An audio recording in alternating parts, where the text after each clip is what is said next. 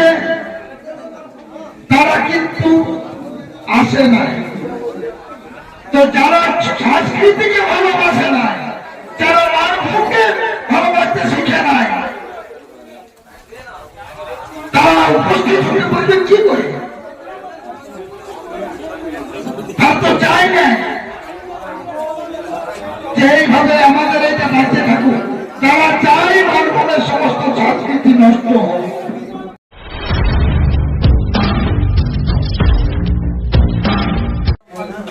আমি প্রথম এই সম্মেলনে যারা উপস্থিত হয়েছে, মানভূমের এই কালা লড়াইকে বজায় রাখার জন্য, এত রোদে যারা এসেছেন এই মানভূমের সংস্কৃতিকে রক্ষা করার জন্য, তারাকে আমি অশেষ অশেষ ধন্যবাদ। আপনারা সবাই জানেন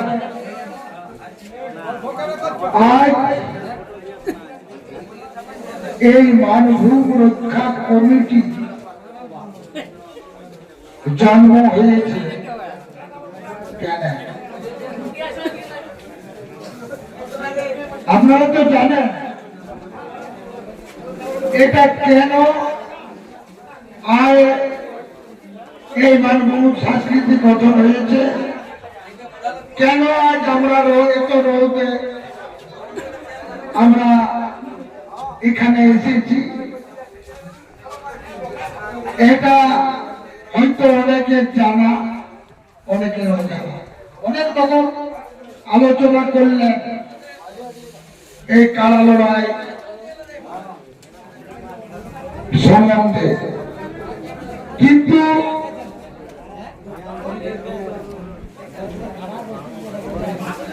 এটা 1916 সালে ঠিক কালী পূজার আগে, আপনারা জানেন এই মানভূমে আমাদের সমস্ত সংস্কৃতিগুলো, যেমন কালা লড়াই, মরু লড়াই, বান্না পরব, গরু খুঁটা, কালা খুঁটা, এগুলা নিষিদ্ধ ঘোষণা করেছে সরকার। তার ফলে বান্না পরবে গরু খুঁটাতে দেয় অনেক লোকের নামে কেস।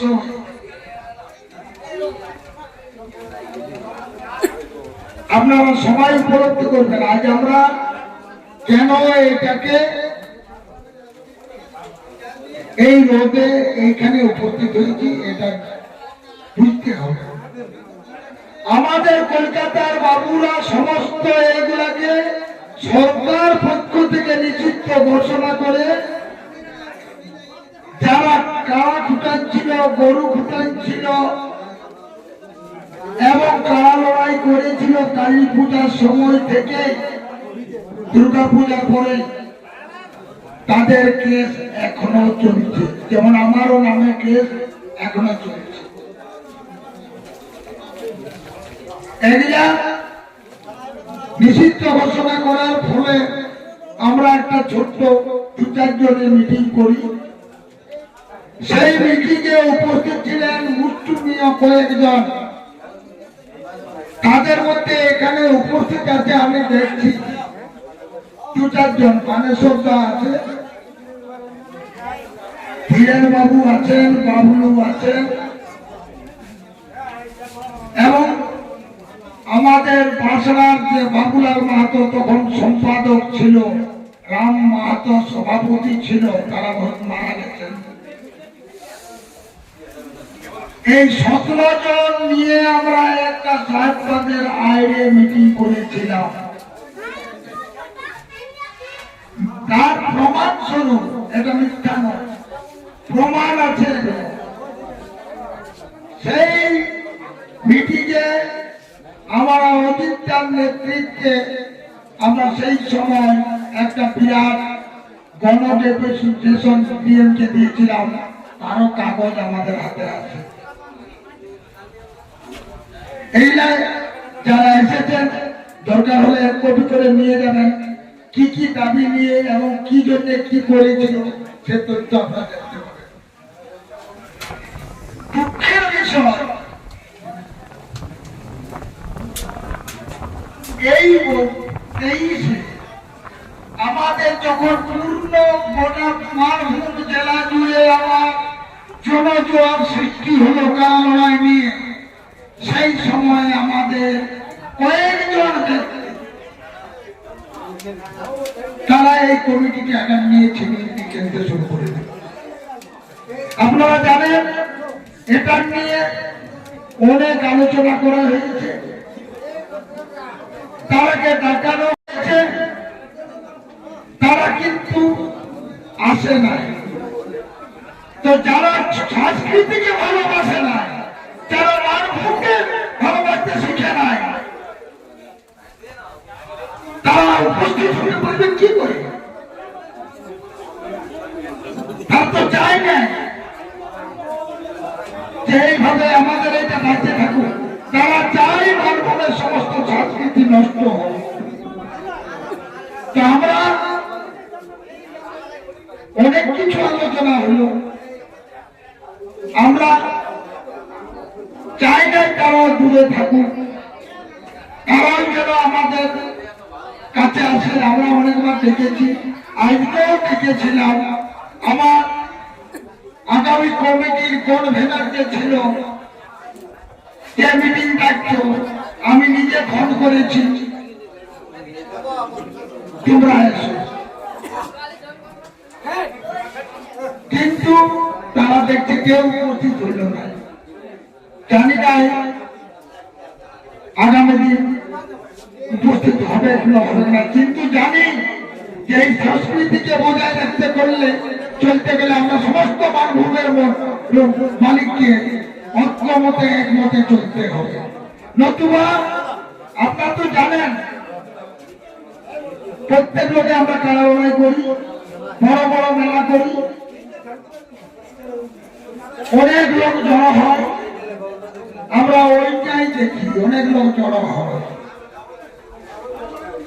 কিন্তু ওই লোক জড়ো হওয়া মুখ্যে কে থাকে, কারা থাকে? একটা কমিটি থাকে। কমিটিতে তো ওই অত লোক থাকে না, থাকে কি? এই যে হাতে আপনারা হাত দেন, মকর করব, তবে লোক জড়ো হয়, কিন্তু পরিচালনার ক্ষেত্রে এক একটা প্রত্যেক জায়গায় কমিটি আছে, কমিটি দ্বারাই পরিচালিত হয়। তো আমরা চেষ্টা করেছিলাম